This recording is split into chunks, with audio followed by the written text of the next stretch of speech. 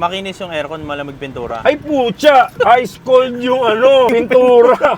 Tapos wet look yung aircon. Yun ang matindi. Ito na yung araw kung kailan palalamigin natin ang todo yung aircon ni Cory. Ito yung mga kasama ni Cashman na ito yung laminated evaporator, which is ilalagay natin kay Cory. Tapos ito naman yung kanyang condenser ata ang tawag dito, no? Na pang USDM din. So papakabit din natin to. To be honest, malamig naman siya. Pero kapag mamaya, maaga pa kasi mga 10:37 pa lang eh. Pero mamaya mga 12, mga 1 PM par, ang itim ko na naman boy. Sobrang init na naman par. Kapag sobrang init na, meron akong dala dito ang costume, no? Para hindi ako masunog. Yung long sleeve natin kahapon. Ayan, dito ko iniiwan yan. Pero gusto ko malaman kung effective ba talaga itong USDM evaporator na to pang Toyota Corolla. 5 minutes later. Guys, dito na ako sa pinapagawa namin ng airconan. Ayan, dito R. Sanchez. Ito si Cory. So, hindi namin magagamit kasi wala sa mood si Dave. Kaya ito na kakabit namin. Pero gulat ako boys, no? Sabi niya, ano yan, laminated. Ibig sabihin, pagdating sa itsura pala, kabisado agad. Yan, dito yan, aalisin to. Tapos dito sa ilalim. Yan, ikakabit yan boys. Titingnan natin kung giginawin ba kami o hindi. Ito yung laminated, ito yung hindi. Mas maraming fins lang. Oo, mas maganda lumamig. Mas maganda lumamig to. Dapat pala, nagkumot kami, no? Ayun, no? Maliliit siya boys eh. Malalaki pala. Dito maliliit. Okay. Pag nagpapalinis ng aircon, ito yon yung nililinis. Ito yung binabaklas. Ito madumi na to. Madumi na. Ayaw na napuntahan eh. Na-stock pa. Tama. Ano, nakabisado mo. May kakabit na yun boys. Okay boys. Testingan na, testingan.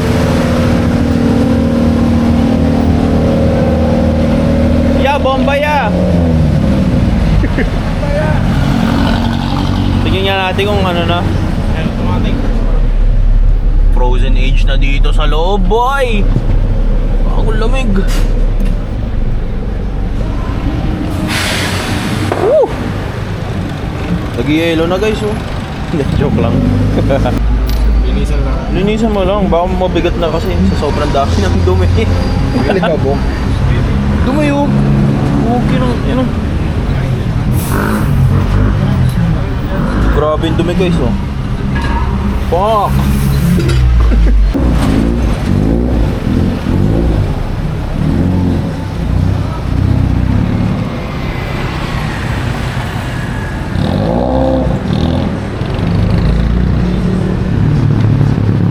Bounce na kami papunta ng Cavite. Balik na naman tayo ng Cavite, no? Pero aircon check. Malamig. Malamig, boy. Tsaka bumango, no? Bumango yung bunga. Bumango yung boga. Yung dati amoy na eh. Pakita mo tayo. Ito. Dumi boys, oh. Parang pwede ng to eh. Sunugin eh. So, tapos na tayo sa aircon. Next naman natin gagawin, hindi ko na alam, no? So, abangan nyo na lang sa mga susunod na video, boys. Papakiramdaman ko kung malamig ba talaga. As of now, hindi pa siya naramdam kasi syempre kaka-start lang. Mamaya natin ito malalaman kapag maandar na. Tsaka gabi, no? Pero dapat umaga. Pero ito na po yung lumalamig. Lumalamig na, no? Lumalaban eh, oh. Lumalaban na, par.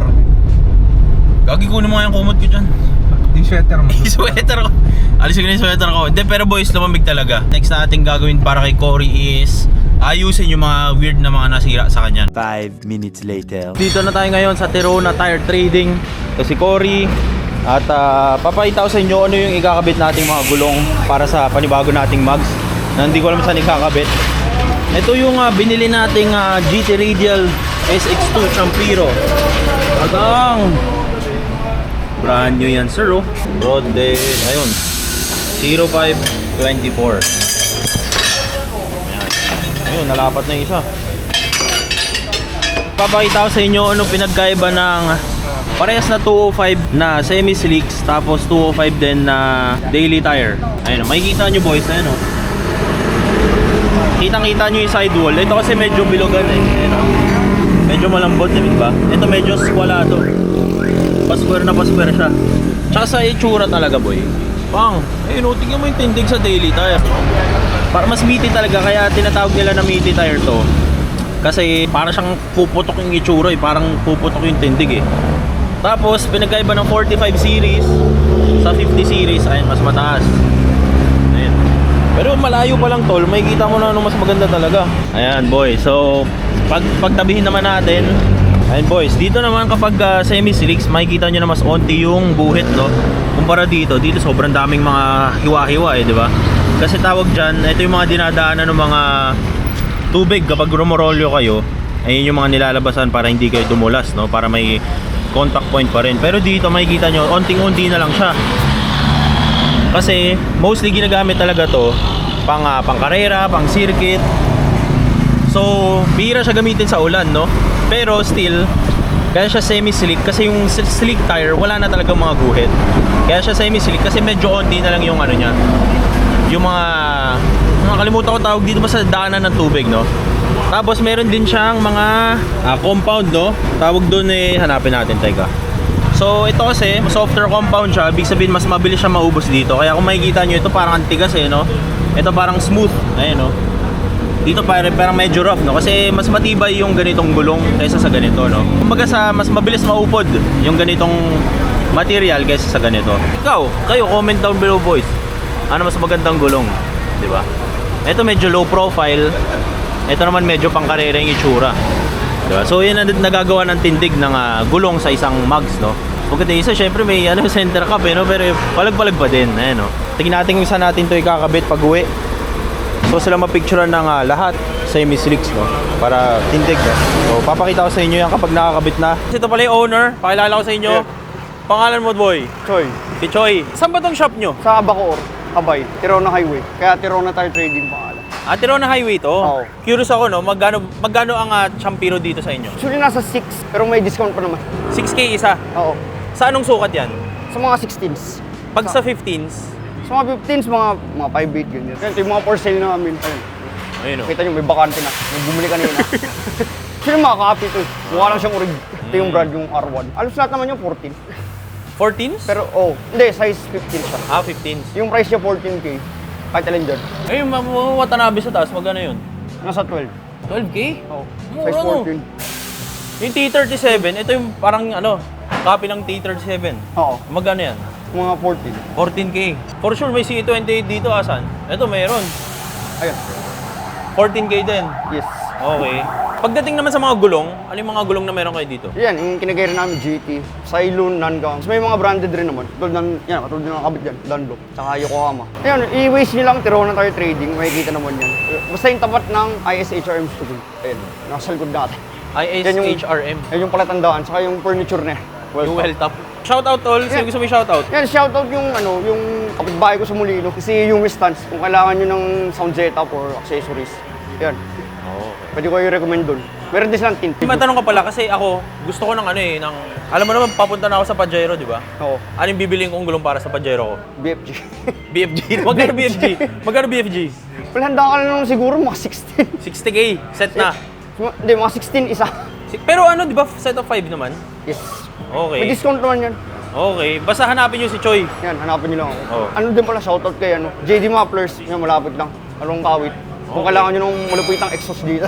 Ano mo dyan sa Champiro? Ano yung honest review mo dyan, Champiro? SX2? Marami namang nanalo din. Example na si Boss D, Diamante, ng Drift Tech. Alam niya yung quality niyan. Yan talaga ang go-to no? Yan yung, Di tsaka makunat talaga yan, di ba? Isa pa si Jen, yung isang racer. Yan din gamit. Abangan nyo kung saan natin ikakabit yung SX2. Kita-kits tayo mamaya. Tol, salamat ulit. Ayun. Thank Hanapin you. nyo si Choi para sa big discount. Yun. Kinabit na natin dito. Tignan mo yung fitment, tol. Pang! Lower din, no? So dito nakakabit, boys, yung dalawang mugs natin. Tapos sa loob, sobrang daming gulong, tol, oh. Pang! Siyempre, boys, dito natin kinabit yung 4 na gulong, oh. 3 gulong. Tapos sa kabila, ayan, dito yung pang-4 na gulong. Tapos yung Champiro, no? Tatawid pa ng QC to, tol. Tol, kamusta? Brother. Parang pares tayo ng binili, ah. Ay puta, oo. 19550 na 15s. Ang ina tol, iba to. Siyempre, DBTK. Oh. Sampiro na SX2. Para sa ano to? Para sa DBTK Sa talaga? DBTK, tsaka sa bumper to bumper that sumali ka doon, tol. Marami kang makukontent doon. Ano yung sasakyan mo? Pwede mo makita? Oo naman, tol. Ito, medyo napabayaan na natin siya. Yan kasi yung daily natin. Daily o puta. Daily kasi. Daily SIR, Oo, yabang mo naman. SIR, tol. Wala kasi kaming modelong sasakyan. Ito ang pinakamodelo namin sa pamilya, 2000 na Orig Sunburst yan, first owner. Tapos first member. The first owner. Tapos Orig color, pero na-repaint na. Pero Sunburst talaga. Yun pala yung tips natin para pag-alagaan yung pintura nyo, dahil may garahe talaga. Pag wala kang garahe, lamang sa talagang mag-fade talaga. So from 2 years, na iba na yung ano niya. Pero hopefully, mapapaint natin siya next year. Okay. So inuunti-unti natin yung mga project natin. Stock look talaga ang concept pa dyan. Oo! Eto nga tambucho, yan yung nung nabili ko siya, yan na. N1. So, N1 na spoon. Pero alam ko copy lang yan. Pero as much as possible, wala stock talaga, stock height, stock. Kasi meron ka ng mga coaching inayusan, so mas maganda. Tsaka parang yung team niya eh. Stock talaga eh. Pag SIR para sa akin. Pero yung rich potato na SIR, pangina, ang kinis! Tapos mo na pinarepaint agad. Ang inang yun. Di, pero ano, tol, pag Orig Sunburst, naka-silver talaga. Silver, oh. Ang sama lang, kaya lang ha, naglolo ko eh. Ito, power lock. Tangina na wala yung ano. So, ang masakit lang, pang inaayaw. Sa kabila tayo, tol. So, dito naman, tol. Zigzag, no? Ang pinakamasama lang na ginawa siguro nung dating owner, sinikwat nila to. Kala nila kasi siguro dito makukuha yung radyo. At syempre may lock pa yan doon. Tapos ito, hindi pala yung... Di ba may mga ganito na parang babakasin mo dito? So ang dami niyang sikwat marks. Yung pala, ang dami mong tatanggalin sa SIR para lang mabaklas mo to. Ay, ganun. So ayan, parang eto, pinagsisikwat nila. Ang dami niya, tapos nagkabangas-bangas. Yun yung pinakaiba ng 2000 sa 1999. Kasi saka sa Sunburst, parang doon lang siya merong ganito, silver yung ganito Silver, niya. no? Hanggang sa baba. Hanggang sa baba, hanggang dito sa center console. So medyo last paggers na kasi taka na pan-daily talaga totoo. Wala talaga kaming ibang kotse. Stock height nga, eh, no? Stock height, stock lahat. Pati headers nga lang meron eh. Sino may headers dyan? Stock busy.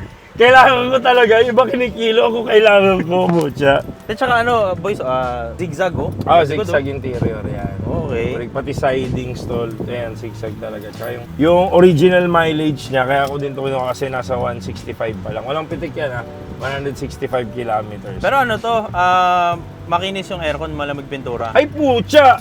Ice cold yung ano, pintura. Tapos wet look yung ano, aircon.